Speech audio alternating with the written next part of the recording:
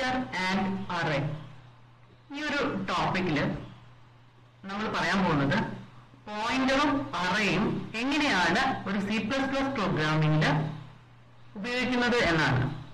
അതിലാദ്യമായിട്ട് നമ്മൾ കഴിഞ്ഞ വർഷം പഠിച്ചിട്ടുള്ള അറേ എന്ന് പറയുന്ന ടോപ്പിക്കിനെ ഒന്നുകൂടി ഒന്ന് ഓർത്തെടുക്കുക. An array can be contain a collection of homogeneous type of data under a common name. This data is stored in continuous memory location. ഒരേ ടൈപ്പിലുള്ള ഡാറ്റകളെ ഒരു കോമൺ നെയിം AR എന്ന് പറയുന്ന ഒരു കോമൺ നെയിമിലാണ് ഇവിടെ താഴത്തെ എക്സാമ്പിൾ അറേ ആയിട്ട് എടുത്തിട്ടുള്ളത്. അതിൽ ഒരേ ടൈപ്പിലുള്ള എലമെന്റുകളെ കണ്ടിന്യൂസ് ആയിട്ടുള്ള ഒരു മെമ്മറി ലൊക്കേഷനിൽ സ്റ്റോർ ചെയ്യുന്നതിനെയാണ് നമ്മൾ അറേ എന്ന് പഠിച്ചിട്ടുള്ളത്. ഇവിടെ നമുക്ക് നോക്കാം. അറേ AR എന്ന് പറയുന്ന അറേ 1000 എന്ന് പറയുന്ന മെമ്മറി ലൊക്കേഷനിലാണ് സ്റ്റാർട്ട് ചെയ്തിരിക്കുന്നത്. ഓരോ അറേ എലമെന്റ്സും 4 ബൈറ്റ്സ് ഓഫ് മെമ്മറിയാണ് യൂസ് ചെയ്തിട്ടുള്ളത്. അപ്പൊ നമുക്ക് താഴെ കൊടുത്തിരിക്കുന്ന ഈ ഒരു എലമെന്റ് എങ്ങനെയാണ് വന്നിരിക്കുന്നത് നോക്കാം. AR of 0 എന്ന് കൊടുത്തു കഴിഞ്ഞാൽ 34. നമുക്കറിയാം ഇവിടെ ഫസ്റ്റ് മെമ്മറി ലൊക്കേഷൻ 34 ആണ് എലമെന്റ് എഴുതുന്നത്. AR of 1 അത് 12 ആണ്. ഇങ്ങനെ ഓരോ എലമെന്റിലും നമുക്ക് നോക്കാം. AR of 2 എന്ന് പറഞ്ഞാൽ 8. അങ്ങനെ ഓരോ എലമെന്റ് നോക്കി ഏറ്റവും അവസാനം AR of 9 എന്ന് കൊടുത്തിരിക്കുന്നത് 19 എന്ന് പറയുന്ന എലമെന്റ് ആണ്. ഇങ്ങനെയാണ് അറേയില് എലമെന്റുകളെ ഡിസ്ട്രിബ്യൂട്ട് ചെയ്തിരിക്കുന്നത്. PTR ഒരു പോയിന്റർ ആണ്. പോയിന്റർ എന്ന് പറഞ്ഞു കഴിഞ്ഞാൽ ഇന്റിജർ പോയിന്റർ ആണ്. PTR ഇന്റിജർ പോയിന്റർ ആണ്. The address of first location of array AR of 10. AR എന്ന് പറയുന്ന ഈ ഒരു അറേയുടെ എലമെന്റ്സുകൾ 10 എലമെന്റുകളുണ്ട്. ആ 10 എലമെന്റുകൾ AR എന്ന് പറയുന്ന അറേയില് കണ്ടിന്യൂസ് മെമ്മറി ലൊക്കേഷൻസിലാണ് ഉള്ളത്.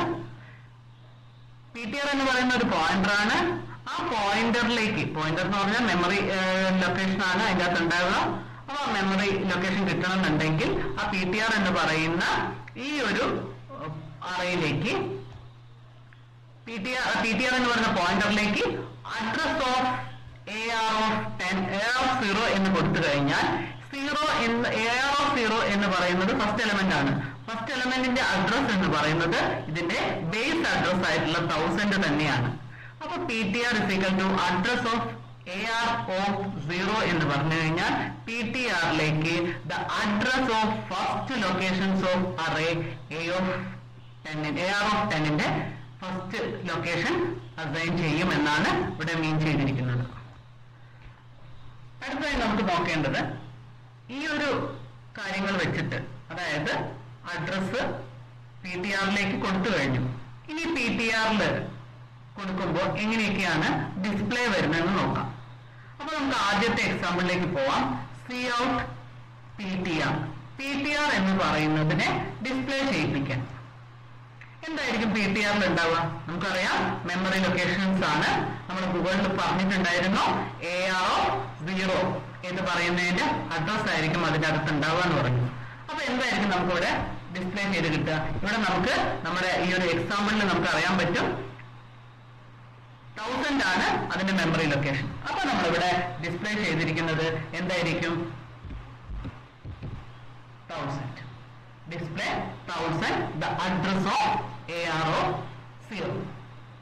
അപ്പൊ ഇതുപോലെ നമുക്ക് അടുത്ത അഡ്രസ്സും എങ്ങനെയാണെന്ന് നോക്കണം. അടുത്തായി പ്രിന്റ് ചെയ്യാൻ പറഞ്ഞിരിക്കുന്നത് സ്റ്റാർ PTR ആണ്. സ്റ്റാർ PTR അതായത് വാല്യൂ അറ്റ് ദ PTRനകത്തുള്ള വാല്യൂ ആണ് ഡിസ്പ്ലേ ചെയ്യേണ്ടത്. അപ്പൊ നമുക്കറിയാം ഫസ്റ്റ് മെമ്മറി ലൊക്കേഷനിലുള്ള അഡ്രസ് എന്ന് പറയുന്നത് എന്തായിരിക്കും? 34 ആണ് ഇവിടെ ഡിസ്പ്ലേ ചെയ്യുന്നത്. അടുത്തതായിട്ട് Cout PTR plus 1 എന്നാണ് കൊടുത്തിരിക്കുന്നത്. അതായത് തൊട്ടടുത്ത മെമ്മറി ലൊക്കേഷനിലേക്ക് ആഡ് ആഡ് ചെയ്യാം. നമ്മൾ കഴിഞ്ഞ വീഡിയോയിൽ പറഞ്ഞിട്ടുണ്ടായിരുന്നു അരിത്തമാറ്റിക്, പോയിന്ററിന്റെ അരിത്തമാറ്റിക്. അതാണ് ഇവിടെ കാണിച്ചിരിക്കുന്നത്. PTR+1. PTR+1 എന്ന് പറഞ്ഞാൽ തൊട്ടടുത്ത മെമ്മറി ലൊക്കേഷനിലേക്ക് മൂവ് ചെയ്യും. അപ്പൊ എന്തായിരിക്കും അഡ്രസ് ആയിട്ട് വരെ അവിടെ എന്തായിരിക്കും അവിടെ പ്രിന്റ് ചെയ്ത് വരുന്നുണ്ടാവും? തൊട്ടടുത്ത മെമ്മറി ലൊക്കേഷൻ 1004 ആണ് അവിടെ ഡിസ്പ്ലേ ചെയ്ത് വരുന്നത്. അപ്പൊ അടുത്ത വേരിയബിളിന്റെ അടുത്ത Coutലേക്ക് നമുക്കൊന്ന് കടന്നു നോക്കാം. PTR+1, അതായത് തൊട്ടടുത്ത മെമ്മറി ലൊക്കേഷൻ ഏതാണ് നമ്മൾ പഠിച്ചപ്പോ? 1004 ആണെന്ന് പഠിച്ചു. 1004ലുള്ള സ്റ്റാർ, അതായത് വാല്യൂ അറ്റ് 1004 എന്നുള്ളതാണ് അടുത്തതായിട്ട് ഡിസ്പ്ലേ ചെയ്യേണ്ടതായിട്ടുള്ളത്. ഡിസ്പ്ലേ 12 എന്ന് ഡിസ്പ്ലേ ചെയ്തു. ഇനി തൊട്ടടുത്ത വാല്യൂ, ഇങ്ങനെ നമുക്ക് ഓരോ അറേ ലൊക്കേഷൻസിലുള്ള മെമ്മറി ലൊക്കേഷൻസും പറയാം, അതേപോലെ തന്നെ വാല്യൂ ഡിസ്പ്ലേ ചെയ്യാം. ഇവിടെ അവസാനമായിട്ട് നമുക്കൊരു കാര്യം പറഞ്ഞിട്ടുള്ള PTR+9 എന്നാണ്. +9 എന്ന് പറഞ്ഞു കഴിഞ്ഞാൽ ഏറ്റവും അവസാനത്തെ മെമ്മറി ലൊക്കേഷനിലേക്ക് മൂവ് ചെയ്യും. +9 എന്ന് പറയുന്നത് എവിടെയാണെന്ന് നോക്കിയാൽ നമുക്ക് മനസ്സിലാവും, ഏറ്റവും അവസാനത്തെ മെമ്മറി ലൊക്കേഷൻസ് ആണ്. അപ്പൊ എന്തായിരിക്കും PTR+9 എന്ന് പറഞ്ഞു കഴിഞ്ഞാൽ വരുന്നതെന്ന് നോക്കാം. ഇവിടെ ഡിസ്പ്ലേ ചെയ്തിരിക്കുന്നത് 1036 എന്നാണ്. ഇനി അടുത്ത ലൈനിലേക്ക് നോക്കാം. നമുക്ക് വീണ്ടും സ്റ്റാർ PTR+9 ആണ്. Value at the position PTR+9 എന്നാണ് കൊടുത്തിരിക്കുന്നത്. അപ്പൊ ഇവിടെ വാല്യൂ ഡിസ്പ്ലേ ചെയ്യുന്നത് 19 എന്നുള്ള വാല്യൂ ആണ് ഡിസ്പ്ലേ ചെയ്യുന്നത്. 1036ലുള്ളത് 19 ആയതുകൊണ്ട് ഇവിടെ ഡിസ്പ്ലേ ചെയ്യുന്നത് 19 എന്നുള്ള വാല്യൂ ആണ്. ഇവിടെ വീണ്ടും ഒരു കാര്യം ശ്രദ്ധിക്കാം. array name AR can be considered as a pointer. AR എന്ന് മാത്രം പറഞ്ഞു കഴിഞ്ഞാൽ, array name ആയിട്ടുള്ള AR എന്ന് മാത്രം കൺസിഡർ ചെയ്ത് കഴിഞ്ഞാൽ അതൊരു പോയിന്റർ ആയിട്ടാണ് C++ കൺസിഡർ ചെയ്യുന്നത്. അപ്പൊ നമുക്ക് അടുത്ത ഒരു പോയിന്റിലേക്ക് കടന്നു നോക്കാം.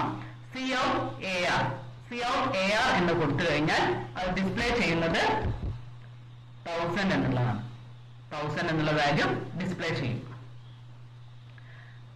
ഇനി അടുത്ത പോയിന്ററിലേക്ക് വീണ്ടും നമ്മൾ AR എന്ന് പറയുന്ന വാല്യൂവിനെ നമ്മൾ അസൈൻ ചെയ്ത് കൊടുക്കുന്നതായിട്ടാണ് അടുത്ത സ്റ്റേറ്റ്മെന്റ് ഉള്ളത്.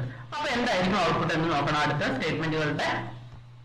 അപ്പൊ ഇവിടെ നമുക്ക് ആ വാല്യൂബിൾ എങ്ങനെയായിരിക്കും PTR എന്ന് പറയുന്ന പോയിന്റർ വാല്യൂബിളിലേക്ക് AR എന്ന് കൊടുത്തു കഴിഞ്ഞാൽ എന്തായിരിക്കും വാല്യൂ അസൈൻ ചെയ്യുന്നത് നമുക്ക് നോക്കാം. Same as PTR is equal to address of AR of 0. AR of 0ന്റെ address തന്നെയാണ് PTRലേക്ക് അസൈൻ ചെയ്യുന്നത്. അപ്പൊ തൊട്ടടുത്ത ലൈനിലേക്ക് നമുക്ക് നോക്കാം. Cout_AR. എന്തായിരിക്കും സ്റ്റാർ AR എന്ന് ഉദ്ദേശിച്ചത്?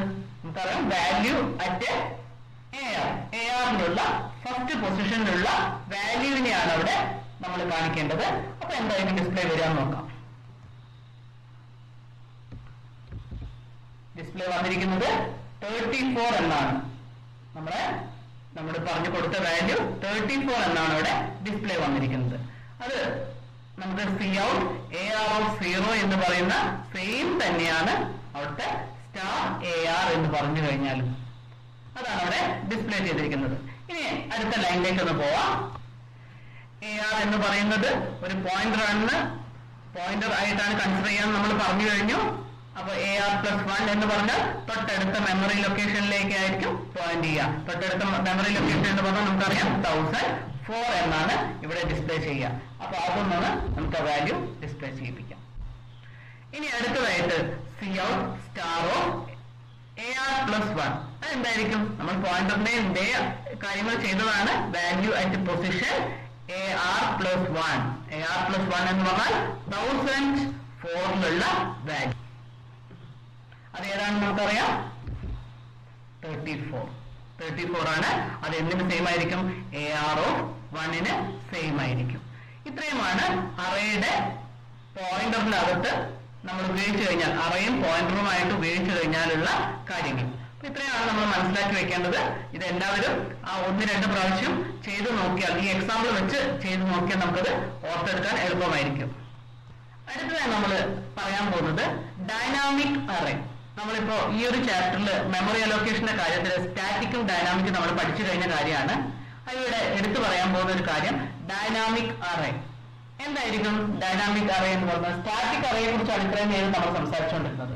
അപ്പൊ ഡൈനാമിക് അറേക്കുള്ള പ്രത്യേകത എന്തായിരിക്കും എന്ന് നമുക്ക് നോക്കാം. അതിനുവേണ്ടി അതിന്റെ ഡെഫിനിഷനിലേക്ക് ഒന്ന് നമുക്ക് പോവാം.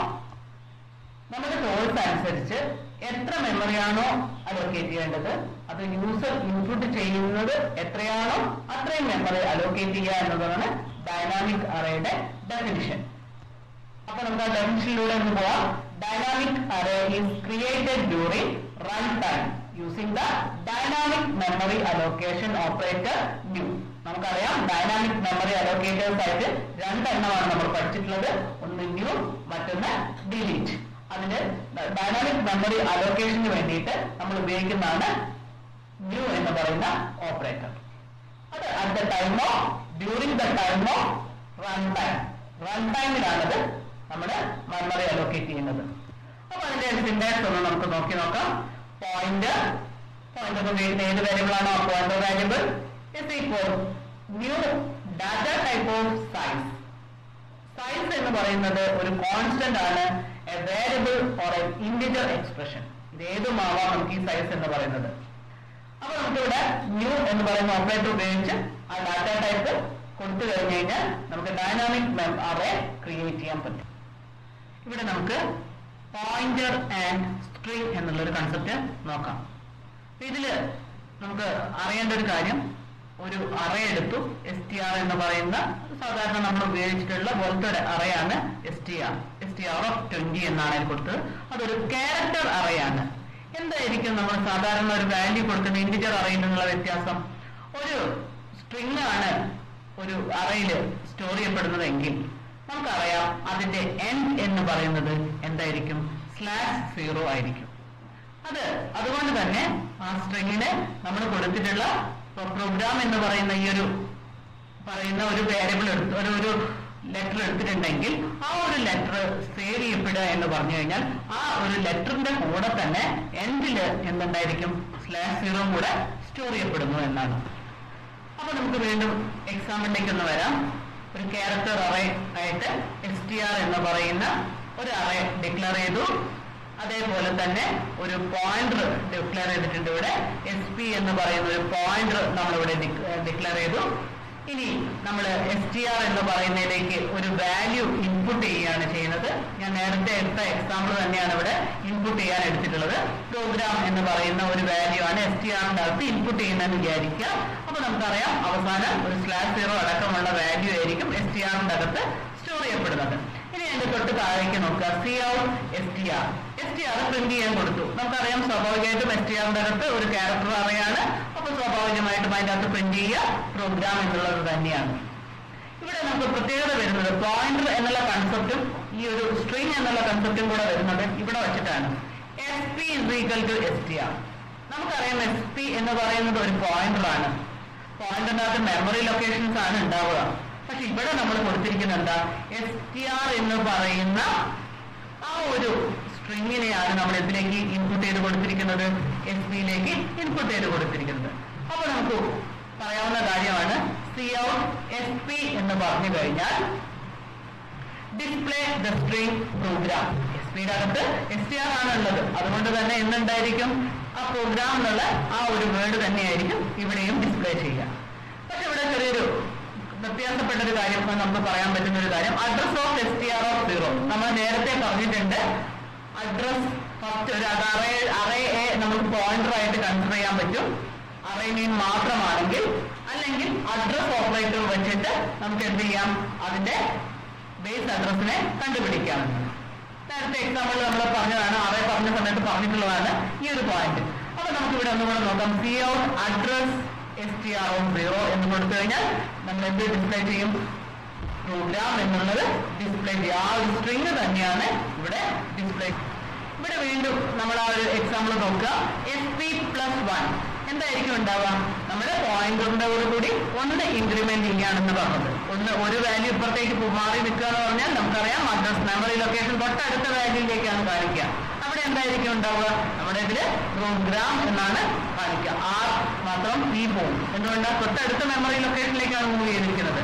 അതേ വാല്യൂ തന്നെയായിരിക്കും നമുക്ക് ഇവിടെ ഉണ്ടാവുക തൊട്ടടുത്ത അഡ്രസ് ഓഫ് str എന്ന് പറഞ്ഞാൽ തൊട്ടടുത്ത വാല്യൂയിലേക്ക് നമ്മൾ ഇവിടെ ഇൻക്രിമെന്റ് ചെയ്തു. അപ്പോഴും നമുക്ക് എന്താ വരിക? ഡിസ്പ്ലേ ചെയ്യുക പ്രോഗ്രാം എന്നതാണ് ഡിസ്പ്ലേ ചെയ്യുക. ഇത്രയുമാണ് ഒരു സ്ട്രിംഗ് ആൻഡ് അറേ എന്നുള്ള പോയിന്റേഴ്സ് എന്നുള്ള കൺസെപ്റ്റില് വരുന്നൊരു കാര്യം. അടുത്തായിട്ട് നമ്മൾ പറയുന്നത് അറേ ഓഫ് സ്ട്രിങ് എന്നുള്ള കൺസെപ്റ്റ് ആണ്. എന്താണ് അറേ ഓഫ് സ്ട്രിങ്ങിന് വരുന്നത് നോക്കാം. Suppose we want to store the name of a day in a week. നമുക്ക് ഡേകളുടെ നെയിം, ഒരു വീക്കിലുള്ള ഡേകളുടെ നെയിം സ്റ്റോർ ചെയ്യാമെന്ന് വിചാരിക്കുക. ഒരു ക്യാരക്ടർ പോയിന്റർ ആയിരുന്നെങ്കിൽ എങ്ങനെയാണത് സ്റ്റോർ ചെയ്യുക? അതല്ല അറേ ഓഫ് സ്ട്രിങ്ങിൽ എങ്ങനെയാണത് സ്റ്റോർ ചെയ്യുക എന്ന് നമുക്കൊന്ന് നോക്കി നോക്കാം. എ ക്യാരക്ടർ അറേ അല്ലെങ്കിൽ ഒരു character pointer can be used to store only one name at a time.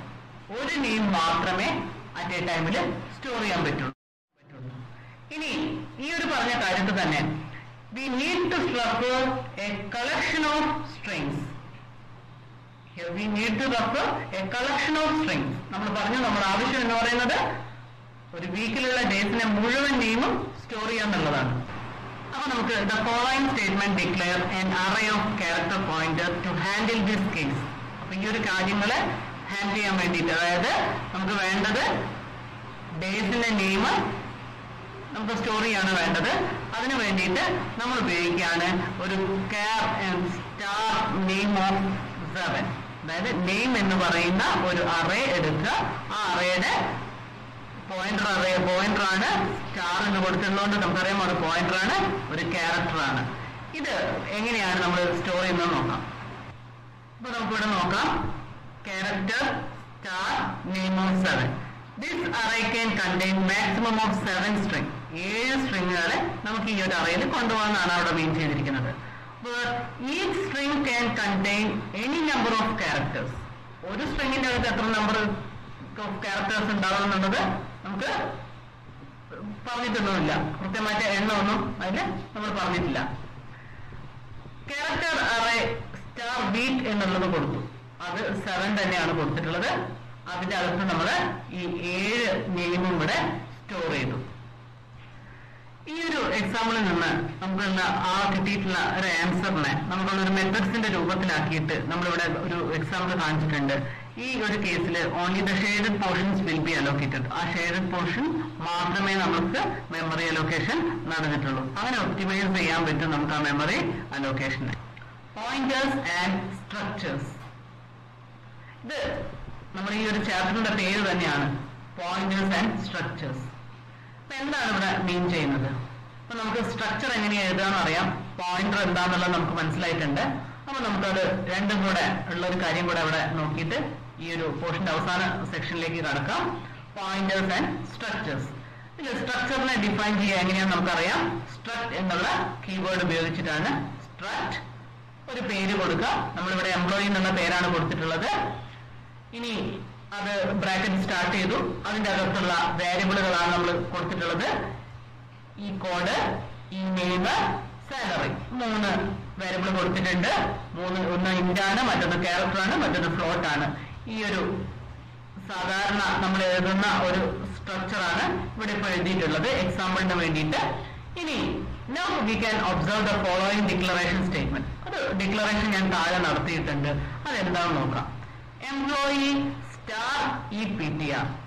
അതെന്താന്ന് മനസ്സിലാവണമെന്നുണ്ടെങ്കിൽ നമുക്ക് നമ്മളിവിടെ പഠിച്ചിട്ടുള്ള പോയിന്റേഴ്സ് എന്നുള്ള കൺസെപ്റ്റും സ്ട്രക്ചർ എന്നുള്ള കൺസെപ്റ്റിനെയും കൂടെ ഒരുമിച്ച് കൊണ്ടുവരുന്നതാണ്. ഇവിടെ നമുക്കറിയാം എംപ്ലോയി എന്ന് പറയുന്നത് ഒരു സ്ട്രക്ചർ ആണ്. ആ എംപ്ലോയിയുടെ കൂടെയാണ് നമ്മൾ എന്ത് ഡിക്ലെയർ ചെയ്തിട്ടുള്ളത്? ഇവിടെ സ്റ്റാർ EPTR എന്ന് പറയുന്നത് ഡിക്ലെയർ ചെയ്തിട്ടുള്ളത്. അപ്പൊ ഇതിൽ നിന്ന് നമുക്ക് മനസ്സിലാക്കിയെടുക്കേണ്ട ഒരു കാര്യം ഇവിടെ എഴുതിയിട്ടുണ്ട്. It is clear that EPTR is a pointer that can hold the address of employee type data. EPTR ഒരു പോയിന്റർ ആണ്. നമുക്ക് സ്റ്റാർ ഉള്ളത് കൊണ്ട് തന്നെ മനസ്സിലാക്കിയെടുക്കാം. EPTR is a pointer that can hold. അതിനകത്ത് എന്തായിരിക്കും ഉണ്ടാവും നമുക്കറിയാം, മെമ്മറി ആയിരിക്കും, അഡ്രസ് ഓഫ് മെമ്മറി ആയിരിക്കും അല്ലെ. അപ്പൊ അവിടെ ഹോൾഡ് ഏത് അഡ്രസ് ആയിരിക്കും അവിടെ ഹോൾഡ് ചെയ്യുന്നത്? Address of employee. എംപ്ലോയി എന്ന് പറയുന്ന ഈ ഒരു സ്ട്രക്ചറിന്റെ അഡ്രസ് ആയിരിക്കും EPTRൽ സ്റ്റോർ ചെയ്തിരിക്കുന്നത്. അപ്പൊ അടുത്ത ഒരു സ്റ്റേറ്റ്മെന്റിലേക്ക് നോക്കുക. EPTR is equal to new employee. എപ്പോഴാണ് നമ്മൾ ന്യൂ ഉപയോഗിക്കുക എന്ന് നമുക്കറിയാം. ന്യൂ ഉപയോഗിക്കുന്നത് ഡൈനാമിക് അലോക്കേഷൻസിന്റെ സമയത്താണ്. അപ്പൊ ഇവിടെ കൊടുത്തിരിക്കുന്നത് നോക്കുക. EPTR is equal to new employee എന്ന് കൊടുത്തു.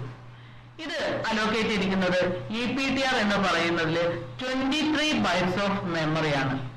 And its address is stored in the point EPTR. EPTR എന്ന് പറയുന്നതിലായിരിക്കും അഡ്രസ് സ്റ്റോർ ചെയ്തിരിക്കുന്നത്. അപ്പൊ ഇത് എങ്ങനെയാണ് 23 bytes ഓഫ് മെമ്മറി വന്നതെന്ന് നമുക്ക് നോക്കാം. ഇവിടെയുള്ള ഈ ഒരു സ്ട്രക്ചർ നമ്മൾ നേരത്തെ കണ്ടിട്ടുള്ള ആ സ്ട്രക്ചറിലേക്ക് ഒന്ന് പോവാം.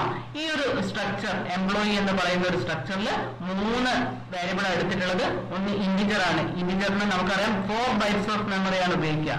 ക്യാരക്ടർ 15 bytes ഓഫ് മെമ്മറിയാണ് ഈ നെയിമിന് വേണ്ടി ഉപയോഗിച്ചിട്ടുള്ളത്. അടുത്തത് ഫ്ലോട്ട് ആണ്. ഫ്ലോട്ടിന് 4 bytes ഓഫ് മെമ്മറിയാണ് ഉപയോഗിക്കുക. അപ്പോൾ ടോട്ടൽ 23 bytes ഓഫ് മെമ്മറിയാണ് ഈ എംപ്ലോയി എന്ന് പറയുന്ന സ്ട്രക്ചറിന് വേണ്ടി യൂസ് ചെയ്തിട്ടുള്ളത്. ആ ഒരു അലോക്കേഷൻ ആണ് ഇവിടെ നമ്മൾ പറഞ്ഞിട്ടുള്ളത്. Allocate 23 bytes of memory. It's address is stored in the pointer EPTR. EPTR എന്ന് പറയുന്നതിലേക്ക് സ്റ്റോർ ചെയ്യപ്പെടുന്നു. ഒരു സ്ട്രക്ചറിന്റെ അകത്തുള്ള എലമെന്റ്സിനെ ആക്സസ് ചെയ്യാനുള്ള വഴി നമുക്ക് നേരത്തെ പഠിച്ചിട്ടുണ്ട്. സ്ട്രക്ചർ പഠിച്ച സമയത്ത് പഠിച്ചിട്ടുണ്ട്. ഒരു ഡോട്ട് ഓപ്പറേറ്റർ ഉപയോഗിച്ചിട്ടാണ് സ്ട്രക്ചർ എലമെന്റുകളെ നമ്മൾ ആക്സസ് ചെയ്യുന്നത്. ഈ ഒരു ഇപ്പൊ നമ്മൾ ഡിക്ലെയർ ചെയ്ത കേസിൽ സ്ട്രക്ചർ വേരിയബിൾ ഇല്ല. സ്ട്രക്ചർ വേരിയബിളിനെ നമ്മൾ ഡിക്ലെയർ ചെയ്തിട്ടില്ല. അപ്പൊ എന്താ നമ്മൾ എങ്ങനെയാണ് ഈ എലമെന്റ്സിനെ ആക്സസ് ചെയ്യുക എന്ന് നോക്കാം. So we have to use the pointer EPTR. നമ്മളിവിടെ പോയിന്റർ ആയിട്ട് എടുത്തിട്ടുള്ളത് EPTR എന്ന് പറയുന്നതാണ്. The syntax for accessing the elements of a structure is as follows. എങ്ങനെയാണ് നമ്മൾ ഈ സ്ട്രക്ചർ എലമെന്റ്സിനെ ആക്സസ് ചെയ്യുന്നത് നോക്കാം. അപ്പൊ സ്ട്രക്ചർ പോയിന്റർ ആയിട്ട് നമ്മൾ EPTR എടുത്തിട്ടുണ്ട്. പിന്നെ നമ്മൾ ഉപയോഗിക്കുന്ന പുതിയൊരു ഓപ്പറേറ്റർ ആണ് ഏരോ ഓപ്പറേറ്റർ. ഏരോ ഓപ്പറേറ്റർ ഉപയോഗിക്കുക. എന്നിട്ട് ഓരോ എലമെന്റ്സിനെ വീതം നമുക്ക് ആക്സസ് ചെയ്യാൻ പറ്റും. ഇത് എക്സാമ്പിളോടെ നമുക്ക് നോക്കാം.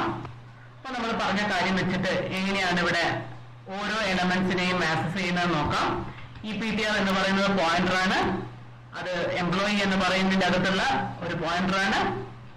ആ പോയിന്റർ ഉപയോഗിച്ചിട്ട് EPTR എന്ന് പറയുന്ന പോയിന്റർ ഉപയോഗിച്ച് കോഡ് എന്ന് പറയുന്ന ആദ്യത്തെ എലമെന്റിനെ നമ്മൾ ആക്സസ് ചെയ്യുന്നത് ഏരോ ഓപ്പറേറ്റർ ഉപയോഗിച്ചിട്ടാണ്.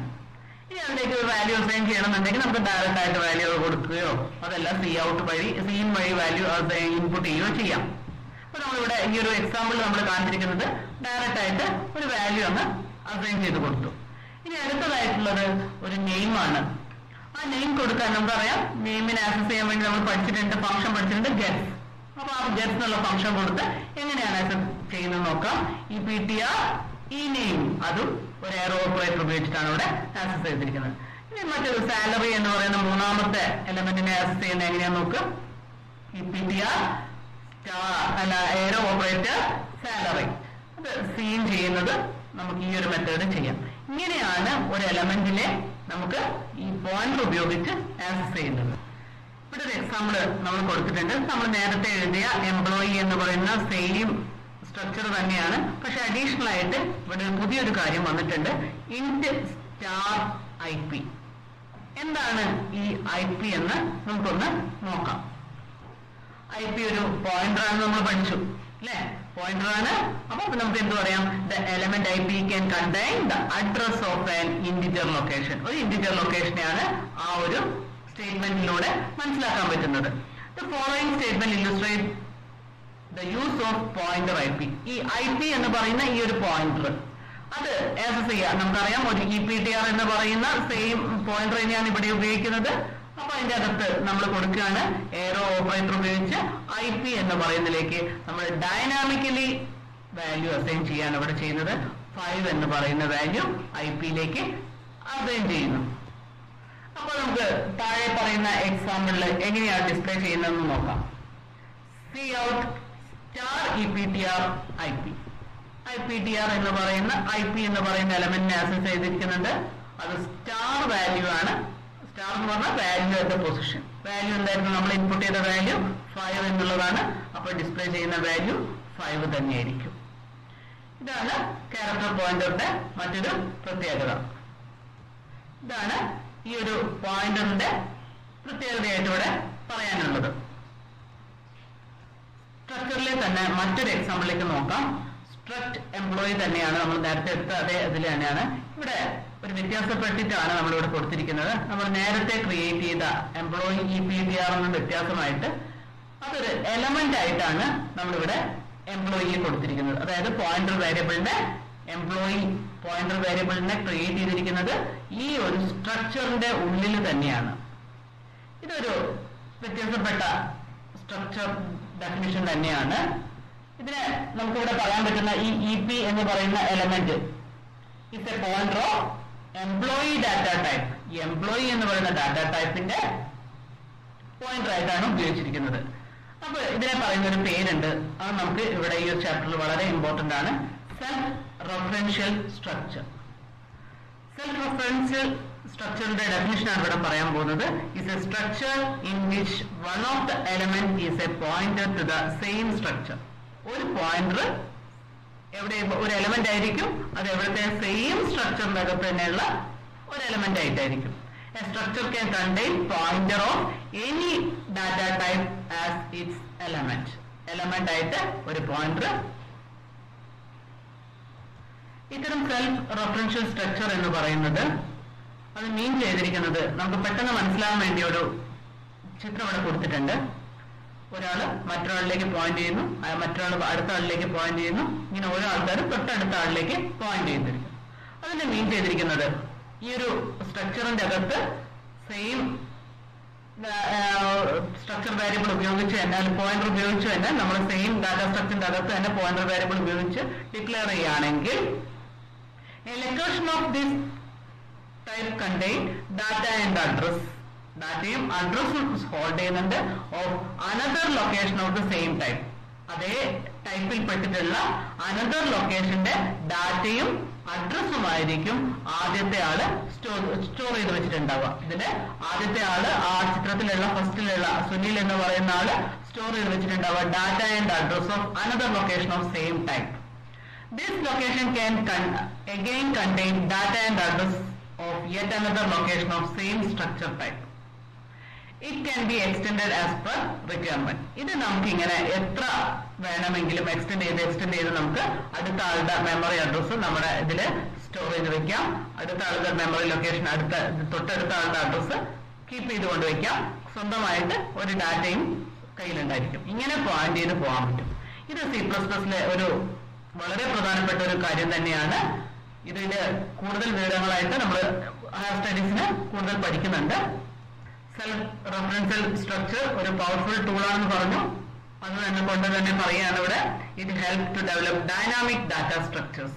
എന്താണ് ഡൈനാമിക് ഡാറ്റ സ്ട്രക്ചേഴ്സ് എന്നൊക്കെ നമുക്ക് പഠിക്കാനുണ്ട്. ലിങ്ക്ഡ് ലിസ്റ്റിനെ കുറിച്ച് കൂടുതലായിട്ട് അടുത്ത ചാപ്റ്ററിൽ പഠിക്കും.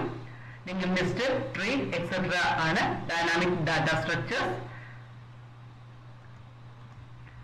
ഡൈനാമിക് ഡാറ്റ സ്ട്രക്ചർ എന്ന് പറഞ്ഞു കഴിഞ്ഞാൽ ഇവിടെ മീൻ ചെയ്തിരിക്കുന്നത് collection of data for which memory will be allocated during run time. നമ്മൾ നേരത്തെ പഠിച്ചു കഴിഞ്ഞിട്ടുള്ള കാര്യമാണ് ഡൈനാമിക് അലോക്കേഷൻ എന്ന് പറയുന്നത്. അത് തന്നെയാണ് ഇവിടെ ഡൈനാമിക് ഡാറ്റ സ്ട്രക്ചർ എന്ന് പറഞ്ഞിട്ടുള്ള പുതിയ നമ്മൾ പഠിക്കാൻ പോകുന്ന ഈ ലിങ്ക്ഡ് ലിസ്റ്റ് ഒക്കെ സൂചിപ്പിച്ചിരിക്കുന്നത്. Dynamic data structure means collection of data for which the memory will be allocated during run time. The memory allocations are scattered. Memory allocation പല സ്ഥലങ്ങളിലായിട്ടായിരിക്കും സ്കാറ്റർ ചെയ്തിട്ടുണ്ടായിരിക്കും ഉണ്ടാവുക. പക്ഷെ അതെല്ലാം തന്നെ ലിങ്ക് ചെയ്തിരിക്കുന്നത് നമ്മൾ നേരത്തെ ചിത്രത്തിൽ കാണിച്ചതുപോലെ തൊട്ടടുത്ത ആളുടെ അഡ്രസ്സ് ആദ്യത്തെ ആളുടെ കയ്യിൽ ഉണ്ടായിരിക്കും. അങ്ങനെ അത് ഓരോ ലെവലായിട്ട് അത് അസൈൻ ചെയ്ത് പോയിട്ടുണ്ടാവും ആ വാല്യൂ. അങ്ങനെയാണ് ഡൈനാമിക് ഡാറ്റ സ്ട്രക്ചറിന്റെ സ്ട്രക്ചർ എന്ന് പറയുന്നത്. Thank you.